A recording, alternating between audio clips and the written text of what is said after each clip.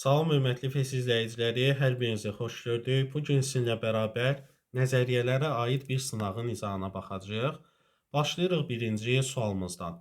Müəllim sinifdə Nizami Gəncəvinin yaradıcılıq gecəsini keçirəcəyini bildirir. Nurlan adlı şagird tədbirin ssenarisini, Zaur adlı şagird isə tədbirin büdcəsini hazırlamalıdır. Verilmiş tapşırıq hansı intellektə sahib şagirdlərin diqqətini daha çox cəlb edər? Təbii ki, söhbət Howard Gardnerin çoxnövlü intellekt nəzəriyyəsindən gedir. Görürük ki, burada iki şagird var və hərəsi ayrı bir iş görüb. Əlbəttə ki, bu tədbirin ssenarisini yazmaqdan söhbət gedirsə, bu verbal lingvistik intellektli bir şagirdin görə biləcəyi bir işdir. Çünki ümumiyyətlə əsərlər, ssenarilər, hekayələr, bu cür materiallara həvəs göstərən insan verbal lingvistik intellektə sahib olur. Bu C bəndində var. Verbal lingvistik. Daha sonra Zaur adlı şagird isə tədbirin büdcəsini hazırlamalıdır. Büdcə, hesablama, maliyyə işləri, sistemli iş görmək, planlı iş görmək, bunların hamısı isə məntiqi riyazi intellektli insanın görə biləcəyi işlərdir. Ona görə birinci sualımızın cavabı C bəndi olacaq. İkinci sual baxırıq. Şagird bitkilər haqqında videoçarxa baxır və onların dünyaya necə faydalı olduğunu görür. Düşünür ki, insanlar bitkilərə qarşı diqqətli olmalıdırlar. Piagetə görə şagird zehni inkişafın hansı mərhələsindən başlayaraq bu mühakiməni yürüdə bilər? Müəllimlər, hadisələrin ardıcıllığına baxmalıyıq. Bilirsiniz ki, Piagetdə məhz bu cür sual tipləri məntiqi təfəkkürün testlərindəki kimi ardıcıllıqlardan ibarət olur. Biz də görürük ki, şagirdlər əvvəlcə videoçarxa baxırlar, daha sonra onun faydalı olduğunu düşünürlər və daha sonra bilirlər ki, buna qarşı diqqətli olmaq lazımdır.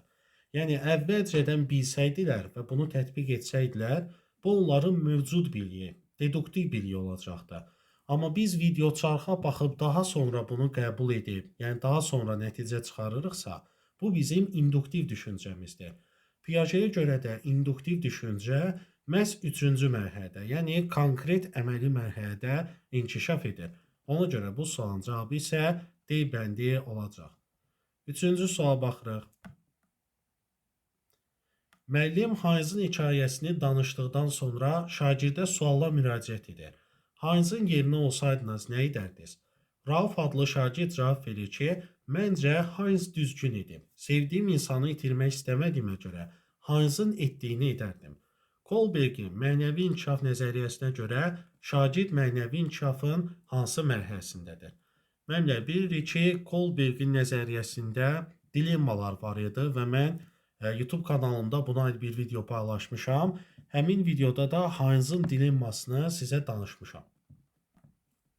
Bilməyənlər üçün yada salmaq lazımdır. Hayzın dilemmasına görə Hayzın həyat yoldaşı xəstə olur və onu xilas edə biləcək bir dərman axtarışındadır Hayz və bu dərmanı tapdıqdan sonra görür ki, bu dərmanı 10 qat bahasına satırlar və əlbəttə ki, onu almağa imkanı çatmır, borca pul axtarsa da tapa bilmir və məcbur olub dərmanı oğurlayır. Və bu dilemmaya görə qoyulan sual belədir. Hayzın yerinə siz olsaydınız, nə edərdiniz? Şagirdin cavabına diqqətlə baxırıq, deyir ki, o düzgün idi, çünki sevdiyim insanı itirmək istəmirəm. Yəni, əslində biz Hayzın yaxşılıq etdiyini düşünürük, amma fikrə diqqətlə baxsaq görərik ki, Hayz əslində özünü düşünür. Yəni, sevdiyi insan üçün bunu edir, başqa bir insan üçün bunu etməz. Buna deyirlər, öz xeyrini güdmək. Yəni, individualizm deyirlər buna, şəxsi marağımızı gütmək deyirlər. Ona görə üçüncü sualda düzgün cavab olur B bəndi. İndividualizmin digər açılışı şəxsi maraq deməkdir. Dördüncü suala baxırıq. Şagird məktəb yoldaşlarına qarşı müsbət davranışlar sərgiləyir, konflikt hallarına artıq yol vermir. Şagird emosional intellektin hansı komponentinə uyğun davranır? Müəllimlər, söhbət burada ondan gedir ki, Goleman nəzəriyyəsinə görə biz deyirdik ki, 5 komponentdən ibarətdir və burada hansı komponentin xüsusiyyəti idi ki, şagird öz davranışlarını tənzimləməyə çalışırdı, öz emosiyalarını rasional düşüncə ilə kökləyirdi. Yəni, məsələn, özünü dərk komponentində hər o emosiyaların növləri ilə tanış olurdu, emosiyalardan xəbərdar olmağa çalışırdı. Amma özünü idarə etmədə artıq söhbət məhz onun davranışlarından gedir. Baxın, davranışları müsbətdir. Artıq konflikt hallarına yol vermir. Deməli, özü öz hərəkətini artıq tənzimləməyə çalışır. Ona görə C bəndi özünü idarə etmə mərhələsi götürməliyik. 5-ci sual baxırıq. Müəllim lazım olan anda şagirdlərə dəstək göstərir, fasilitator rolunu həyata keçirir.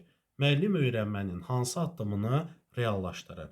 Söhbət Gagninin 9 addım, yəni öyrənmənin şərtləri nəzəriyyəsindən gedir və mən o addımları izah edəndə həmişə bildirirəm ki, müəllimin üzərinə ən çox iş demək olar ki, məhz 5-ci addımda düşür. Təsadüfən 5-ci addımdır və bizim sınavımızın da 5-ci sualdır. Gagneyə görə öyrənmənin 5-ci addımında müəllim bəli, şagirdləri dəstəkləyir, şagirdləri əlavə bir resursa yönəldir, informasiyanı vizuallaşdırır. Yəni başqa bir sözlə desək, scaffolding edir, onlara yardım edir və bu da müəllimin fasilitatorluq bacarıqlarından irəli gəlir. Söhbət məhz 5-ci addımdan gedir, bu da öyrənməni təmin etmək addımıdır. Məsələn, A bəndinə baxsaq, şagirdlərin diqqətinin dərsə cəlb olunmasıdır. Bu öyrənmənin birinci addımıdır. Şagirdlərin diqqətini dərsə cəlb edirik. Yəni motivasiya qururuq, belə də deyə bilərik. Maraqlı bir sual qoymaqla, şəkil, video çarx və yaxud audio fayl təqdim etməklə. B-yə baxsaq, əvvəlki bilik və bacarıqların stimullaşdırılması. Bu da əvvəlki addımlardan biridir. Görürsünüz ki, ötən mövzu ilə bağlı şagirdlərə sual veririk. D bəndi bilik və bacarıqların tətbiq olunması. Bax, bizim tapdığımız indiki bu 5-ci addımdan sonra gələn addımdır, yəni 6-cıdır. Şagirdə öyrənmək üçün dəstək veririk, növbəti addımda isə onu tətbiqə çevirməyə çalışırıq və bu zaman şagirdlərə praktik tapşırıqlar verilir. Və Y bəndi əks əlaqənin qurulması məhz 7-ci addımdadır ki, əgər tapşırıq varsa, mütləq bunun sonunda əks əlaqə qurulmalıdır, şagirdlərə rəy və istiqamət verilməlidir və s. Gördüyünüz kimi bizim yazdığımız, yəni bizim oxuduğumuz situasiyaya C bəndi yalnız uyğun gəlir. 6-cı sual baxırıq. Müəllim şagirdlərə təbiət haqqında bir layihə təqdim edir. Bu layihədən sonra şagirdlər təbiəti qorumağın nə qədər vacib olduğunu və insanın bu haqda olan məsuliyyətini dərk edirlər. Piaget'in zehni inkişafı mərhələləri nəzəriyyəsinə görə bu şagirdlər hansı mərhələyə uyğun düşünürlər? Az öncə buna bənzər bir suala baxdıq biz. Əgər şagirdlər bunu qabaqcadan bilsəydilər, bu onların deduktiv düşünməsi olacaqdır. Deduktiv düşünmədə Piaget'in fikirlərinə görə ən axırıncı mərhələdə gəlir, yəni formal əməli mərhələdə. Amma biz fikir versək, layihəni təqdim etdikdən sonra şagirdlər bundan daha sonra məsuliyyətlərini dərk ediblər. Yəni baxıb nəticə çıxarıblar. Xüsusi bir hadisədən ümumi bir qaydaya gəliblər. Bilirik ki, xüsusidən ümumiyə gəlmək, ümumiləşdirmə bacarığımız induktiv deməkdir. İnduktiv də Piaget'ə görə 3-cü mərhələ konkret əməli mərhələdədir. 7-ci sual baxırıq. Müəllim şagirdin dərs prosesi zamanı davranış qaydalarını pozduğu üçün onu tənəffüsə çıxmağa icazə vermir. Operant şərtlənmə nəzəriyyəsinə görə müəllim nədən istifadə etdi? Bəli, bu tipli testləri biz behaviorizm mövzusunda işləmişik, şagird davranışının idarə olunması bölməsində və baxırıq ki, sinif qaydalarını pozur. Mən həmişə deyirəm ki, behaviorizmdə, yəni bu tip testləri yazanda 2 addıma tapmalısınız. Baxırsınız ki, şagird nə iş görür? Qayda pozur. Deməli, buna cəza düşər. Məsələn, B bəndini çıxa bilərik. O gücləndirmədir, yəni mükafatlandırmadır. C bəndində çıxırıq, Y bəndində çıxırıq. Çünki bunlar hər üçü müsbət cavablardır, pozitivdirlər. Baxın, gücləndirmə, yəni mükafat, gücləndirmə, mükafat və Y bəndi isə stimullaşdırma, o da mükafat deməkdir. Qayda pozana cəza düşər. İndi ya A bəndidir, ya D bəndidir. Nə bilək ki, bu negativ cəzadır, yoxsa müsbət cəzadır. O zaman müəllimin etdiyinə baxacağıq. Müəllim neyinib? Şagirdi tənəffüsə çıxmağa qoymuyor. Deməli, onun əlindən o haqqını alıb, çıxardıb. Tez çıxma işarəsi yadımıza düşür və biz görürük ki, bu negativ cəzalandırmadır. Buradakı negativ sözü məhz bax bu çıxmanı göstərir ki, müəllim çıxıb, alıb onun əlindən. Ümumiyyətlə, yadda saxlayın ki, behaviorizmdə, operant şərtlənmə nəzəriyyəsində bir qızıl qaydamız var ki, Burada olan neqativ və yaxud müsbət sözləri yaxşı və pis kimi sizin yadınızda qalmamalıdır. Burada olan birləşmənin birinci tərəfindəki sözlər, yəni neqativ, müsbət, bunlar məhz müəllimin gördüyü işi bizə göstərir ki, müəllim şagird haqqında nə qərar verib. Sağ tərəf isə şagirdin gördüyü işi göstərir. Ona görə neqativ cəza məsələn pis cəza demək deyil. Burasında diqqətli olun. Və yaxud müsbət cəza yaxşı cəza demək deyil. Cəzanın pisi yaxşısı olmur. Ona görə də müəllimlər, biz baxırıq ki, birinci şagird nə iş görüb, qayda pozub, deməli cəzalandırma, müəllim də tənəffüsə çıxmağı qoymayıb. Alıb əlindən çıxma işarəsi, yəni mənfi və yaxud neqativ cəzalandırma. A bəndi ən uyğun cavabımızdır. 8-ci suala baxırıq. Şagird dərsi öyrənməsinə baxmayaraq müəllimin suallarına cavab verə bilmir. Ağlamağa başlayır. Müəllim ona yaxınlaşaraq ağlamasının səbəbini soruşur. Sən nə hiss edirsən? İndi ağlamağının səbəbi nədir? Verilən situasiya ilə bağlı doğru fikir hansıdır? Situasiyaya bir daha nəzərə salırıq. Deməli, şagird mövzunu bilir, amma müəllimin suallarına cavab verə bilmir. Bu zaman ağlamağa başlayır. Müəllim isə nə iş görüb? Ona yönəldici suallar verib. Bunu görə bilirsiniz. Sən nə hiss edirsən? İndi ağlamağının səbəbi nədir? Görürsünüz, onu yönəldirəm ki, özü tapsın, özü başa düşsün bu davranışını. A bəndi müəllim şagirddən məntiqi düşünmək bacarığını formalaşdırır. Xeyr, əslində mən onun məntiqini inkişaf elətdirmirəm ki, hal-hazırda. Söhbət onun hisslərindən gedir. B bəndi müəllim şagirdə empatiya hissi aşılamaq istəyir, amma biz bilirik ki, empatiya qarşı tərəfin hisslərini duymaqdır. Verilən suallarda empatiyaya yönələn bir şey yoxdur. D bəndi müəllim şagirddə sosial məlumatlıq bacarığı, onu deyək ki, sosial məlumatlıq ilə empatiya ilə eyni şeydir. Sosial cəhətdən məlumatlıyam, yəni qarşıdakı insanın hisslərini bilirəm, anlayıram. Empatiya ilə sosial məlumatlıq eyni şeydir və D bəndi isə bizim doğru cavabımızdır. Müəllim şagirdə hisslərini anlamağa kömək edir. Bəli, özünü dərkə uyğun yönələn suallardır bu. Baxın, sən nə hiss edirsən? İndi ağlamağının səbəbi nədir? Şagirdə keçirdiyi hissləri dərk elətdirirəm. Ona görə D bəndi bizim doğru cavabımızdır. Və Y bəndi müəllim şagirddə tənqidi düşünmək bacarığını formalaşdırmaq istəyir. Bilirsiniz ki, tənqidi təfəkkür mövzusunu biz artıq keçmişik. Amma burada yazılanlar tənqidi düşüncəyə aid deyil. 9-cu suala baxırıq. Uşaq davranışlarında nəyin doğru, nəyin yanlış olduğunu anlayır. Sadəcə bu qaydalara əməl etməyə cəhd etmir. Özünü məmnun etməyə çalışır. Bu xüsusiyyətlər xarakterin formalaşmasındakı hansı mərhələyə, dövrə aiddir? Müəllimlər, gəlin ardıcıllıqla gedək. Dərsi tam bilməyən müdavimlərə də aydın olsun. Birinci dövr hansı idi? Əxlaqi dəyərlərin olmadığı dövr. Burada uşaq körpə yaşlarındadır. Təbii ki, o nəyin yaxşı, nəyin doğru, nəyin yanlış olduğunu anlaya bilməz. Hələ körpədir, əxlaqi dəyərlərin olmadığı dövrdür bu. A bəndini çıxırıq.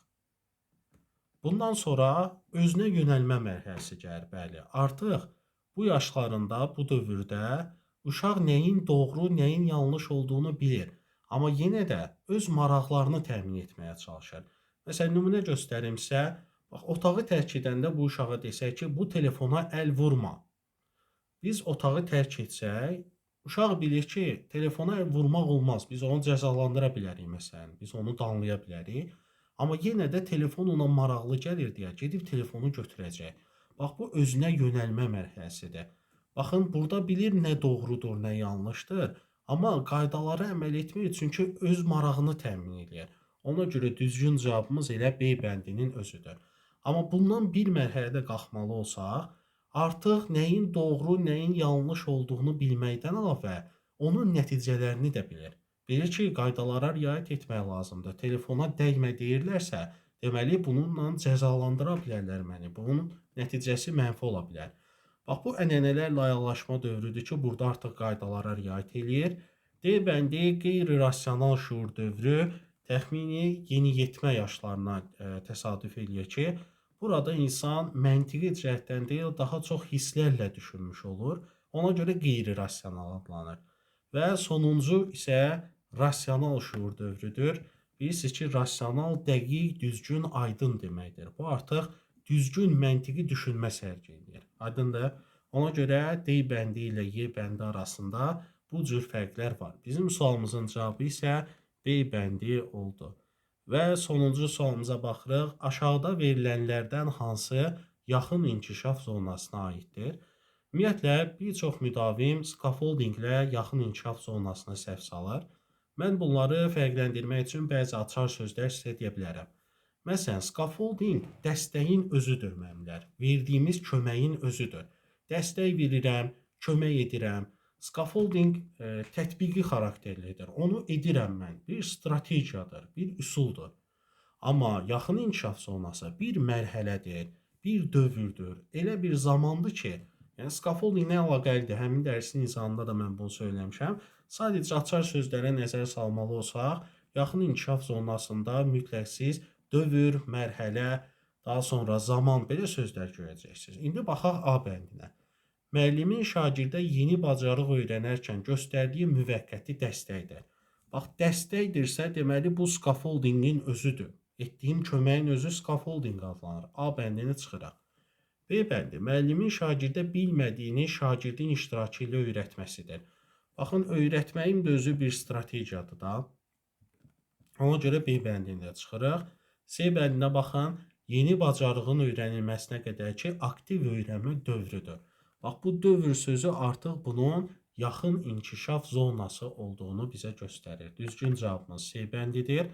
D bəndində şagirdin bir işi müstəqil şəkildə edə bilmədiyi zaman daha təcrübəli başqasının dəstək verməsidir və onun verdiyi dəstək bəli scaffoldingdir, köməkdir. Y bəndi isə scaffoldingin düzgün tətbiqidir. Xeyr müəllimlər, sadəcə biz scaffolding edərək, kömək edərək şagirdi yaxın inkişaf zonasına gətiririk və biz köməyimizi verdikdən sonra, dəstəyimizi verdikdən sonra şagird özü bunun öhdəsindən gəlməyi bacarır. Bu günlük bu qədər. Əgər hansısa sualda başa düşmədiyiniz nə isə qaldısa, mütləq rəylərdə qeyd edin, soruşun və daha çox hansı mövzunun izahından yararlanmaq istəyirsinizsə, onları da rəylərdə qeyd edin. Gələn dəfə mən yenə bunu nəzərə alım. Mütləq videomuzu bəyənməyi, paylaşmağı unutmayın. Əgər ödənişli dərslər haqqında da məlumat almaq istəyirsinizsə, ekranda gördüyünüz 055 527 25 99 nömrəsi ilə əlaqə saxlaya bilərsiniz. Sağ olun, növbəti dərslərdə görüşmək üzrə.